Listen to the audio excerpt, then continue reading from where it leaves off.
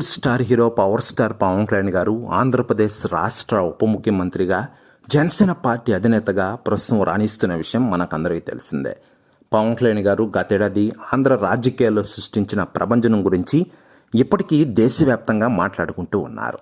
ఇకిదిలా ఉండగా జనసేన పార్టీ గత ఎన్నికల్లో 21 స్థానాల్లో పోటీ చేసి 21 స్థానాల్లో కైవసం చేసుకుంది. తద్వారా ఆంధ్రప్రదేశ్ రాష్ట్రంలో రెండో అతిపెద్ద పార్టీగా నిలిచింది జనసేన. దీంతో ఒక్కసారిగా పవన్ కళ్యాణ్ గారి పేరు దేశవ్యాప్తంగా మారుమోగుతోంది.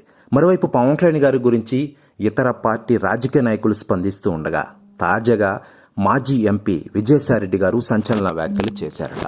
ఆయన మాట్లాడుతూ పవన్ కళ్యాణ్ గారు ప్రస్తుతం ఆంధ్రప్రదేశ్ రాష్ట్ర ఉప ముఖ్యమంత్రిగా రాణిస్తూ ఉన్నారు. ప్రజలకు మెరుగైన సేవలు అందిస్తున్నారు.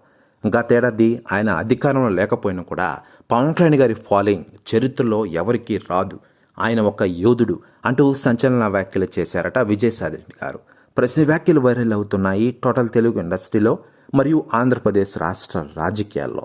మరోవైపు మాజీ ఎంపీ విజయసాయిరెడ్డి గారు వైసీపీకి రాజీనామా చేసిన విషయం తెలిసిందే.